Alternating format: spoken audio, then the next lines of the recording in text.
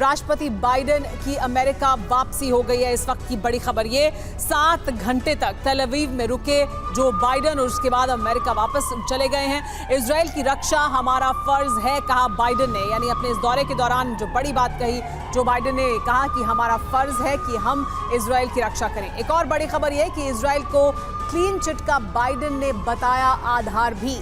पहुंचते ही clean chit दे दी थी, लेकिन आधार बताया उन्होंने कहा यूएस रक्षा विभाग की जांच के आधार पर हमने क्लीन चिट दी है। अमेरिका के रक्षा विभाग के आंकड़ों में इजराइल दोषी नहीं पाया गया है और इस वजह से एक क्लीन चिट दी गई है इजराइल को अस्पताल पर हुए हमले को लेकर। एक और बड़ी खबर यह कि इजराइल को हिजबुल्लाह की सीधे चेतावनी सामने आ गई है। 7 अक्टूबर जैसा हमला इजराइल पर होगा। हिजबुल्लाह के लड़ाके हमले के लिए पूरी तरह से तैयार हैं।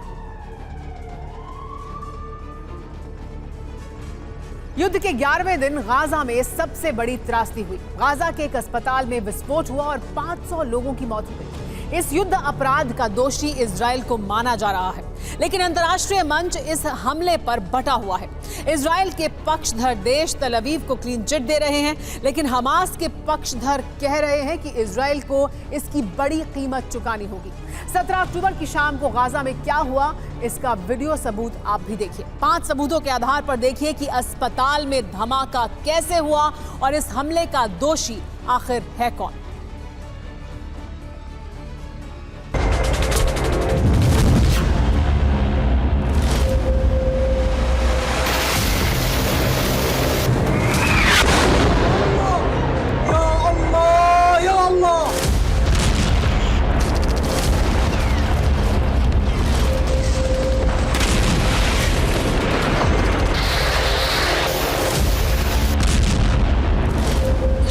By the other team, not you.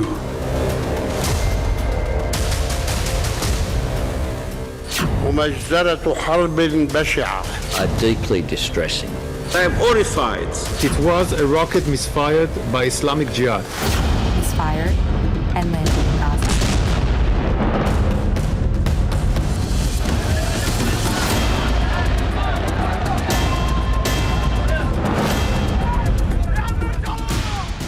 सत्रह अक्टूबर की शाम गहरा रही थी।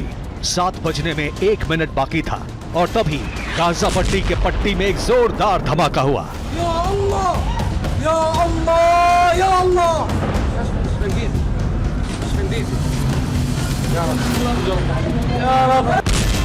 अपनी खिड़की से धमाके की तस्वीर रिकॉर्ड करने वाले की आवाज बता रही थी कि अनिष्ट हो गया।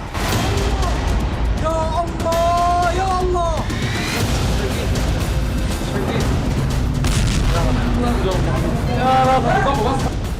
और सच में ऐसा अनिष्ट हुआ कि पूरा विश्व मंच ही इस धमाके से डोल गया।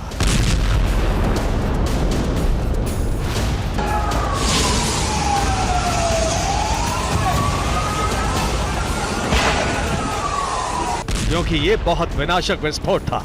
धमाका गाजा पट्टी के अल अहली अरब अस्पताल में हुआ।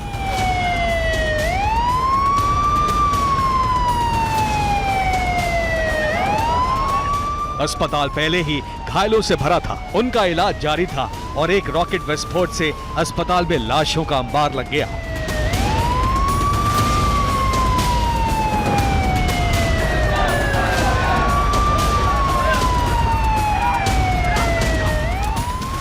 विस्फोट के बाद अस्पताल परिसर में अफरा तफरी मच गई। 500 लोग मारे गए, घायलों की गिनती नहीं हो पाई।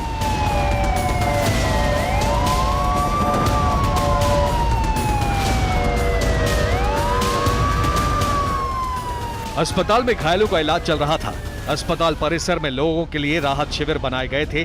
आम नागरिक इन शिविरों में रुके थे क्योंकि अस्पताल को टारगेट नहीं बनाया जा सकता। अस्पताल के सुरक्षित नो वॉर जोन इलाके में लोग जान बचाने के लिए रुके हुए थे।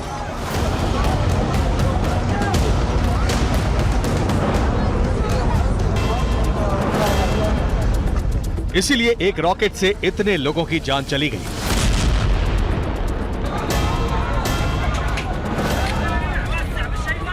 अस्पताल में विस्फोट होते ही फिलिस्तीन और हमास ने इसका दोषी इजराइल को ठहराया।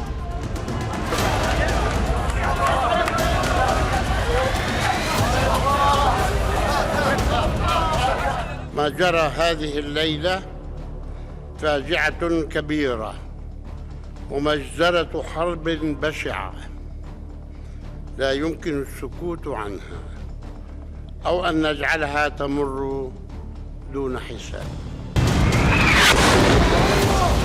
يا الله يا الله. लेकिन क्या सच में इजराइल ने अस्पताल पर हमला करके क्रूर युद्ध अपराध किया है? क्या इजराइल ने निर्दोषों की हत्या की है? और क्या अस्पताल में धमाका PIJ यानी फिलिस्तीनी इस्लामिक जिहाद की चूक है?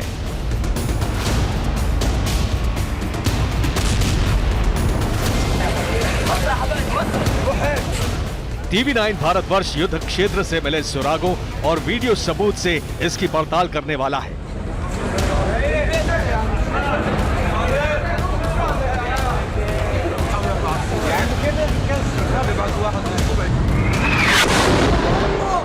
धमाका होने के तुरंत बाद अरब के इंटरनेशनल मीडिया चैनल अल जजीरा ने इसका दोष इजराइल के सिर मढ़ा।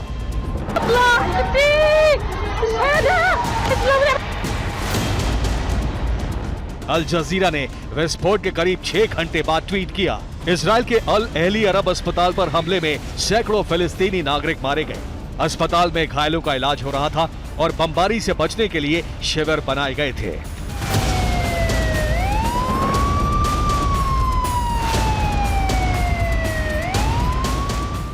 अल जजीरा के इस ट्वीट के बाद इजरायली डिफेंस फोर्स ने एक बयान जारी किया। I want to give you an announcement of the event that occurred in the hospital in Gaza. I can confirm that an analysis of the IDF operational systems indicates that a barrage of rockets was fired by terrorists in Gaza, passing in close proximity to the Al Hali Al Maadi hospital in Gaza at the time it was hit. Intelligence from few sources that we have in our hands indicates that the Islamic Jihad is responsible for the failed rocket launch which hit the hospital in Gaza.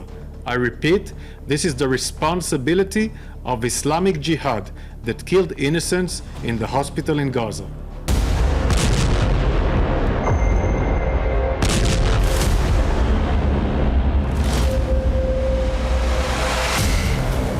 इसके बाद Israeli defence force ने अल जजीरा के tweet का जवाब देते हुए एक video post किया। अल जजीरा को जवाब देते हुए IDF ने लिखा कि हम पर दोष मरने से पहले अपना वीडियो फुटेज देखो। शाम 6:59 पर एक रॉकेट मिस फायर हुआ। शाम 6:59 पर ही अस्पताल में धमाका हुआ।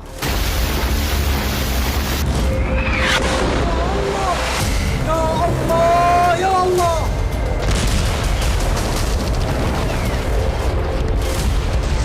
इस वीडियो में आसमान में एक चिंगारी नजर आ रही है। ये रॉकेट है। उड़ता हुआ ये रॉकेट अचानक फट जाता है। इसके बाद कैमरे में एक धमाके की तस्वीर रिकॉर्ड होती है।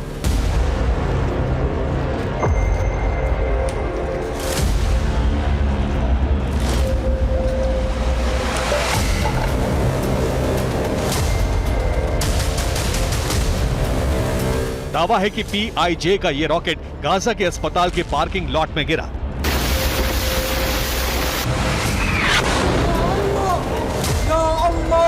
या अल्लाह।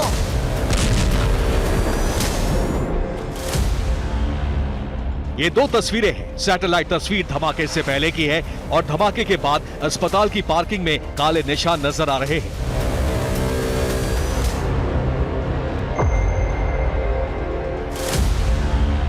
इसी धमाके से अस्पताल में 500 लोगों की मौत हुई। इसका दूसरा सबूत इजराइल ने एक और वीडियो से दिया। ये इजराइल के CCTV कैमरे की तस्वीर है। इसमें इजराइल की बॉर्डर बार नजर आ रही है। दूसरी तरफ गाजा है। गाजा पट्टी से रॉकेट उड़ रहे हैं और तभी एक मिस फायर रॉकेट से तेज धमाका गाजा पट्टी के क्षेत्र में होता है।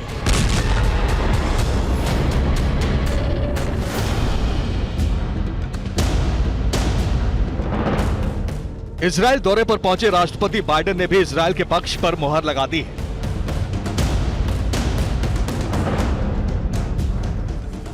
I was deeply saddened and outraged by the explosion at the hospital in Gaza yesterday. And based on what I've seen, it appears as though it was done by the other team, not you.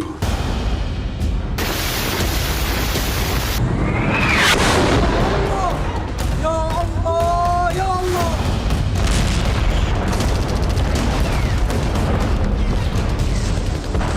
Israel ने धमाके की analysis का एक और video जारी किया जिसमें दिखाया गया कि इजराइल के हमले के बाद जहां मिसाइल या बम गिरते हैं उसकी हालत क्या होती है। वीडियो में पार्किंग का वो हिस्सा है जहां रॉकेट गिरा और दूसरे हिस्से में वो जगह है जहां इजरायली एयरफोर्स ने हमले किए। पार्किंग में कोई गड्ढा नहीं है और जहां इजराइल ने हमले किए वहां 7 से 19 मीटर के गड्ढे बने हैं। इजराइल ने PIJ के 2 लोगों की बातचीत टैप करके भी ऑडियो सबूत जारी किया है। بقول لك اللي اول مره بنشوف الصاروخ زي هيك والشظايا هذه فبقول لك تبع الجهاد صواريخ الجهاد الاسلامي يعني. ايه؟ هم بقولوا تعاون الجهاد الاسلامي. من عندنا هذا؟ شكله من عندنا مين اللي بيقول هيك؟ بيحكوا انه الشظايا تبعت الصاروخ انه الشظايا محليه مش زي شظايا ايش بتقول؟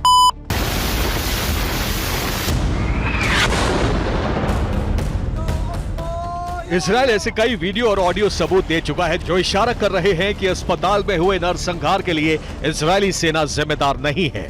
Bureau report, TV9 Bharatvarsh.